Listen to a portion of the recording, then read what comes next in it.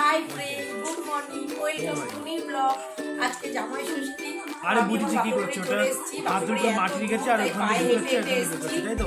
তো পায়ে হেঁটে হেঁটে এসেছি, বুঝতেই পারছি না বাপের বাড়ি তাহলে কত দূর। তো গরমে রাস্তায় আমি ভিডিও করতে পারিনি, তো এখন বাপের বাড়িতে এসে ভিডিও করছি। এই যে আমার বোন চলে এসেছে এখন ষষ্ঠীতে আমাদের বাড়িতে যে কি হবে, তো আমার ব্লগে আমি আজকে দেখাবো।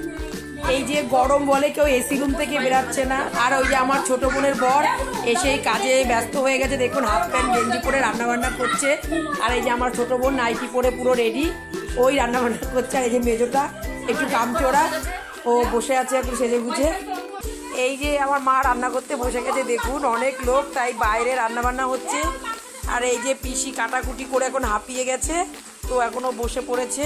তো আমাদের মেনুতে দেখুন এখন পটল ভাজা শুরু হয়ে গেছে, দই কাতলা, মাংস, মাছের মাথা দিয়ে ডাল, সেগুলো এখনও হয়নি। আর এই যে আবার ছোটো মা খুব দুঃখী হয়ে দাঁড়িয়ে রয়েছে, কারণ ওনার অনেক পয়সা খরচা হয়ে যাচ্ছে, এই জন্য দুঃখ হয়ে বসে রয়েছে।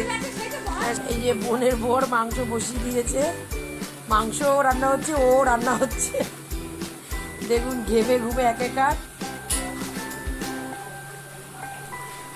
আমিও গরমে বারবার বাইরে এসে ভিডিও করতে পারছি না, তাই স্পেশাল মিনিটগুলোই ভিডিও করে দেখাচ্ছি আপনাদের।